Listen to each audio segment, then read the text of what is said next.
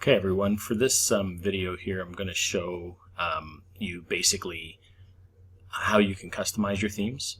So lots of times when you get a theme, a WordPress theme, whether you're using a default theme or whether you go and buy a theme, there's going to be options for you to be able to customize it, to change the colors, to change the header graphics, to change the colors of font, change background, etc., etc. Right? All themes are going to have different options, right? Because they're not all going to be the same. So some themes are better than other ones. Some are more basic. Some are more advanced. So if you want to go in and customize your WordPress theme, you would go down to the appearance section, and then you're going to go down here to customize. And I'll just give you a quick brief overview of what this section does with this particular theme that I'm using here. So header, top section. Okay, so this is the top section of the header that they're referring to. Okay, so if you clicked on this, it's going to give you options. You can change the color. You can put it. You can change the tagline up here. Now for header banner, that's referring to this image in the background here. That's the main banner. So you would click on that. Then banner type, banner background color, banner gradient, image, etc. Right? So banner type, background image. You could change it to a video. You could experiment and use these two. Right? It's giving you the height of the banner. So this is the current height that's in here now. But you can adjust these, so you can change it, right? So you can change it and lower that or change that to a custom size for whatever your needs are, right? So if you have an image or you size an image at a certain dimension that you want in here, then obviously for the height of that banner you would want to come in here and change it. Background colors, pretty self-explanatory. This is it if you were using gradients in here, which is like a blending of colors. That's just a feature with this particular theme. The image, this is the current image that's being used. So it's pretty simple. Most themes make it pretty simple. Lots of times, like I said, you can just experiment, try something, and if it doesn't look the way you want, then you can just go back.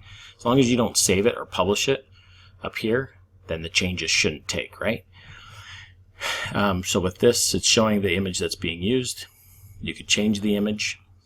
You'd have to get an image of the proper size for here, right? Without the image being too big a file size. Remember when we talked about file sizes? Or if you haven't gotten to that point yet, we talk about file sizes of the image. So you want to keep them relatively small so they load fast.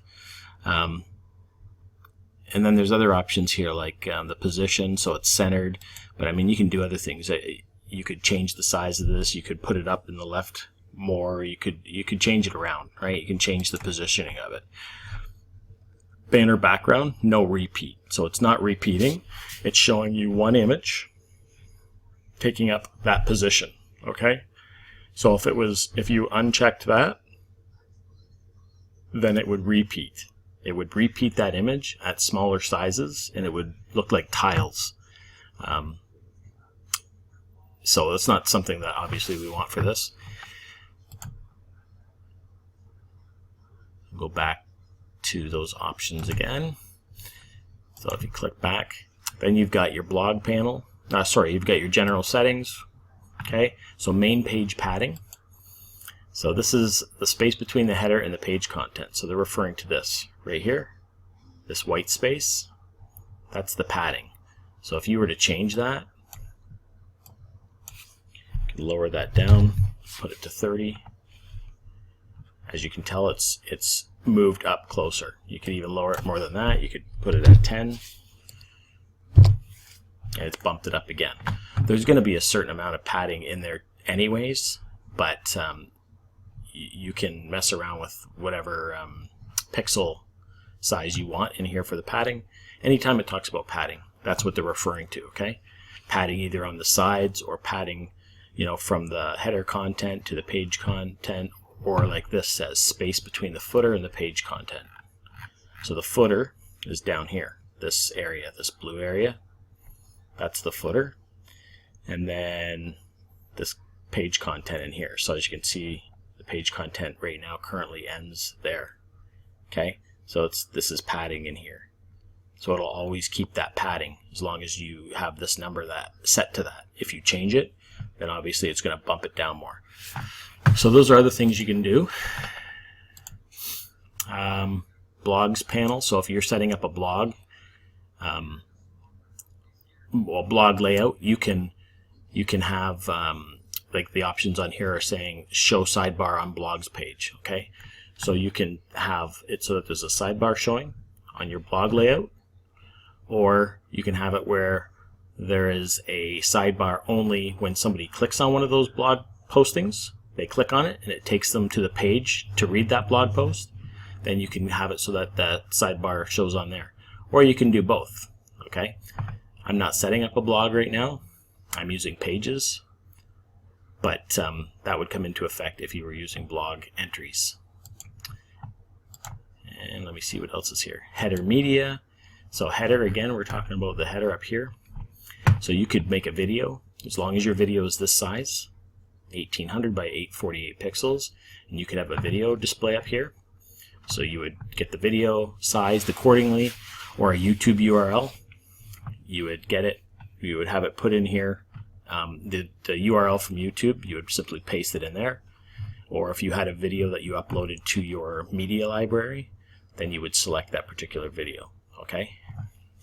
Now, when it comes to video, a lot of web hosts aren't going to let you stream video off your website unless you pay for a plan that allows for that. But most of these cheaper plans, they're not going to allow you to do that, and they're shared plans, a lot of them too, so they're not going to allow you to do that because it's going to take up too much resources for other people who are hosting, that have their websites hosted on there as well, right? So something to keep in mind. Now, if you're putting in a YouTube URL, that video is being streamed from YouTube, so it doesn't affect your host, so they're not going to have an issue with that. You could also do a header image. So here's the header image again, and these are the dimensions. So the dimensions for this header image are the same, 1800 by 848 if you read this. Okay, so as long as that stuff matches up and you have that image in your media library, then you can just select that image. You go add new image, and it's going to allow you to pick that image that you want in here for your header. It's going to allow you to put it in there. Okay. What else is here? Site identity. That's pretty self-explanatory. We had talked about this earlier. I'm not sure if you've seen the video yet for that, but so the site title is this. Again, this is just for reference. This is a demo site, right? So this is just for the sake of me showing you guys how you can build your own websites. So this is the site title, which is important. So you want to make sure you have some of your keywords in there. You don't want to stuff keywords in here, but you want to have one or two of your main keywords in your title if possible. Tagline, you can put some sort of tagline if you want. You don't have to, but it's an option. Logo, if you had a logo, you could put a logo. If you had a logo made, you would select logo. It would tell you the dimensions in most cases. You would select it and it would pop a logo up here somewhere. Okay. Colors, self-explanatory. Primary colors is gray. You can change the colors here. Header text color, right? So the white text up here. Background color on the pages, white. You can see that the text on the main page here, that it's that. So there's the text. So yeah, you can mess around with that stuff. If there's a particular color scheme you're trying to match, you can play around with those by selecting the color. So you click it. These codes up here are called hex codes. So if you don't know the exact color that you want, or you can't find it in here, but if you know the hex code for it, you can put the hex code in here. All right, so it starts with a number sign, and then it's going to be 6 either numbers or letters or combination. Okay, you could put that in there, but other than that, you could drag it around and you see those change, right?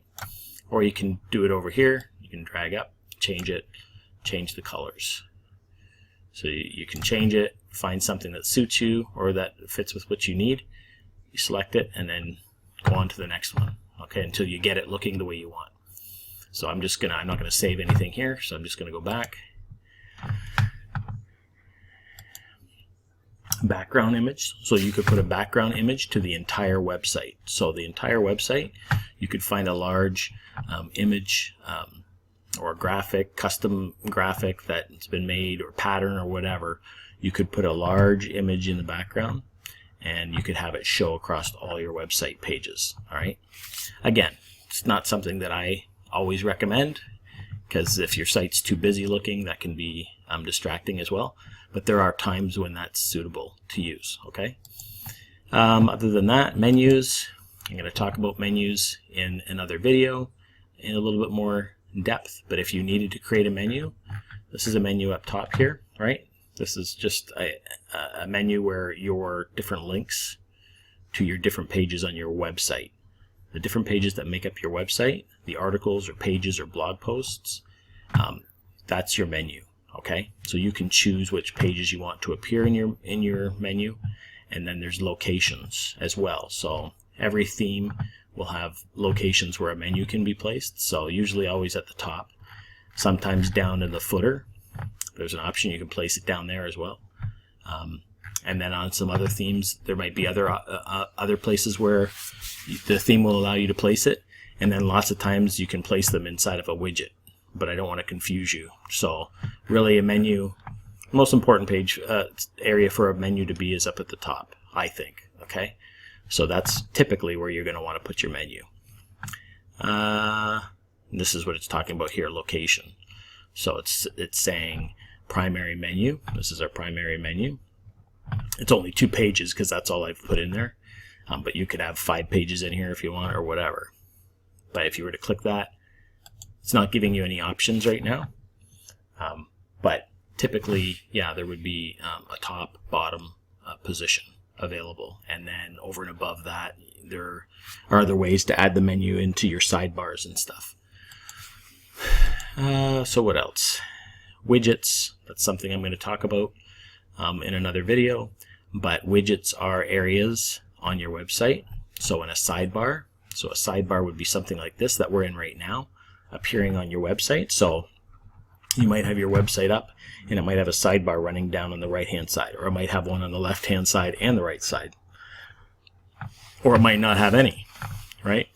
So widgets are little extensions of your website that you can add as needed to make your website easier to access, make it more accessible for your visitors, and add little things like email capture areas and stuff like that. But I'll get into that in another video. I'll talk about widgets a little more in detail. But this is saying footer widget 1, footer widget 2, footer widget 3. So that means those widgets are going to appear down here. This is the footer, down at the bottom, that purpley gray color area. So when these are activated and there's content in here, it's going to appear here. This whole section down at the bottom is going to be split into 3 different areas. Widget area 1, widget area 2, and widget area 3. And that content that's in each widget is going to appear down at the bottom. Okay? So I'm going to go into detail on that in another video. Other than that, I think that's pretty much it. Homepage settings. We dealt with this in another video, but because I'm using pages, I want my home page to be a static page, so a page that's going to come up for everybody. This is the page that I had picked. This particular page had been created, so I picked it to appear as my static home page. If you were doing posts, you could pick a post and have it appear in here. Okay, or you could just select latest posts. This area you don't need to worry about. That's for additional code if you're adding. So if you're adding tracking codes, you would add it down there. That's all you need to know for the customizing areas on your themes. Okay, you always want to look under appearance.